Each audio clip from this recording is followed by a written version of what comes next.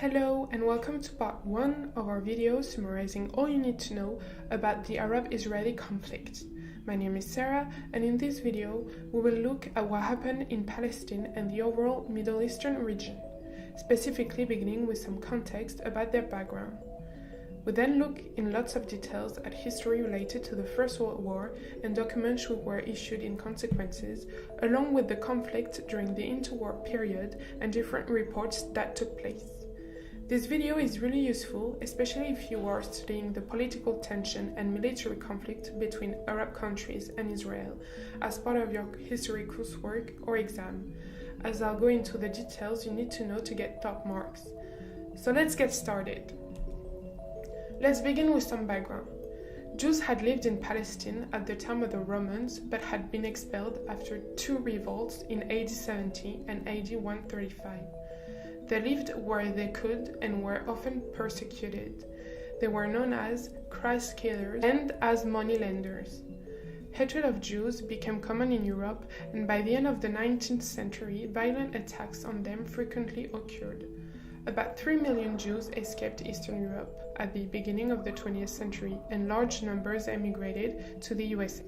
Before World War I, the Middle East region, including the Ottoman Syria, was under the control of the Ottoman Empire for nearly 400 years. Towards the end of the 19th century, Palestine, which was divided between the Mutassafariti of Jerusalem, Syria Vilayet, and Beirut Vilayet, was inhabited predominantly by Arab Muslims. Then let's talk about Zionism. In 1896, Theodor Herzl organized a conference to discuss the idea of Zionism. It was not a new idea, but it was the first time that it was organized. Herzl stated that the Jews were a people who deserved their own homeland. He gave as his reasons the fact that Jews were often persecuted.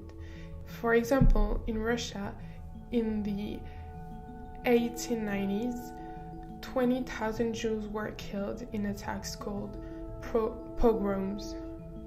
206 delegates from 16 countries attended the conference. Herzl set up the Jewish Colonial Trust in the early 20th century to provide funds for Jewish people to settle in Palestine. Almost immediately, large numbers of Jews began to immigrate to Palestine from all over the world. By 1914, about 75,000 Jews had arrived in Palestine, and there were about 650,000 Arabs living in the area. In 1909, Tel Aviv, an entirely Jewish town, was founded. Attacks on Jews by Arabs began at the same time, and by 1914 there were 4 anti-Zionist organizations in Palestine. Then, during the First World War, the possibility of releasing Palestine from the control of the Ottoman Empire led the new Jewish population and the Arab population in Palestine to support the alignment of the United Kingdom, France, and Russia. 4 important documents were issued regarding the politics of the region during and shortly after the First World War. The first one was the McMahon Letter in 1915. This was an attempt to win the support of Arabs in the war against Turkey. On October 24, 1915, Sir Henry McMahon, the British High Commissioner, sent a letter to Emir Hussein, the Sharif of Mecca. This became known as the McMahon Letter. Great Britain was prepared to recognize and support the independence of the Arabs in all the regions demanded by the Sharif of Mecca, thus protecting the holy places against all attack and assisting the Arabs to set up governments in those territories. Secondly, the Sykes-Picot Agreement 1915. Britain and France were prepared to set up and to protect an Arab state in Palestine. The two countries were prepared to negotiate the boundaries of the Arab states. Both the McMahon Letter and the Sykes-Picot Agreement backed the idea of an Arab state in Palestine. Thirdly, the Balfour Declaration 1917. However, British government policy took another direction. November 2, 1917, the British Foreign Office sent a letter to Lord Rothschild, a leading British Zionist. This became known as the Balfour Declaration. The Balfour Declaration was a statement made by the British government in 1917 that it would support a Jewish state in Palestine.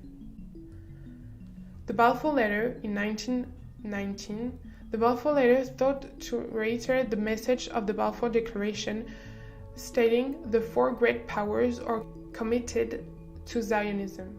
Whether it is right or wrong, Zionism is far more important than the 600,000 Arabs who now inhabit Palestine. Together, these statements created a situation in which the British government had committed itself to two completely different policies. On the one hand, it had backed a Palestinian Arab state, while at the same time backing an independent Jewish state. Then the conflict in the interwar period. In 1919, Britain was given a mandate to govern Palestine by the League of Nations. Both Arabs and Jews in Palestine thought that the President Hussein's idea of self-determination would bring them independence. They were disappointed that the peace settlement gave them a new master, Britain. Let's have a look at the sources of conflict. In the period immediately at the end of the First World War, more than 10,000 Jews immigrants arrived in Palestine. This prompted Arab leaders to ask the British to set up an Arab state before even more Jews arrived. The British refused. Palestinian nationalism was marked by a reaction to the Zionist movement and to Jewish settlements in Palestine, as well as by a desire for self-determination by the Arab population in the region. Jewish immigration to Palestine continued to grow significantly during the period of the British Mandate in Palestine, mainly due to the growth of anti-Semitism in Europe. Then, the escalation of conflict. The first major riots against the Jewish population in Palestine were the Jaffa riots in 1921. Because of the Jaffa riots, the Haganah was founded as a defense force for the Jewish population of the British Mandate for Palestine. In this incident, more than 30 Jews were killed and 339 wounded, and the Arabs lost 116 people and 232 were wounded. Many of the casualties were at the hands of the British police and army. In 1936, a general strike was organized by the Arabs and civil war broke out. The Arab revolt lasted for 3 years. In the first 6 months of the Arab revolt, 89 Jews were killed and more than 300 were injured. The revolt came as a backlash to increased Jewish immigration to Palestine. By 1939, there were 450,000 Jews living in the region. So let's have a look at the Peel Commission. The Arab revolt made Britain consider its position in Palestine, and in 1937, a royal commission was set up to report on the problem. The Peel Commission suggested 2 states, an Arab state in the south and a Jewish state in the north.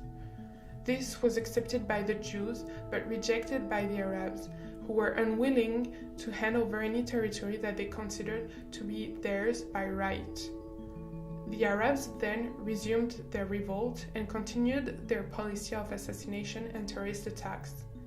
There was a further commission in 1938 which recommended partition again. Once more, the Arabs rejected, even though the proposed Jewish state was smaller than the suggested in 1937. The MacDonald Report. In May 1939, the British government announced how it was going to deal with the problem of Palestine. The objective of His Majesty's government is the establishment within 10 years of an independent Palestinian state. The independent state should be one in which Arabs and Jews share in government in such a way as to ensure that the essential interests of each community are safeguarded. The report clarified that the British intended to maintain a state in which Arabs and Jews were treated equally. However, some Jews saw Britain as their main enemy and carried out terrorist activities in the hope of forcing a withdrawal from Palestine. 2 Jewish organizations emerged: Ergens Vei Leumi and the Stern Gang Fighters, who took extreme measures against the British. The leader of the Stern Gang was arrested and shot in 1942. Nevertheless, terrorist activities continued and the gang assassinated Lord Moyne, a British minister in Cairo, in 1944. There were divisions within the Jewish group, and the moderates did not support the extremists. Ben-Gurion, a leading moderate, insisted that the only way forward was to defeat Nazism, and then persuade Britain to grant independence. As a result, Ben-Gurion gave the British authorities large amounts of intelligence, which enabled the British to arrest leading members of Irgun and the Stern Gang. In 1944, Menachem Begin, leader of the Irgun, openly proclaimed the beginning of a Jewish revolt. So that's all for the first part of the Arab-Israeli conflict. If you found this video useful, give it a thumbs up, and also do subscribe to our channel where we offer free materials that you can use as part of your studies to really get a better grasp of specific areas you might find challenging. Make sure to visit our website as well, where you will find useful revision guides, model answers, and tools to get top marks. Thank you for listening.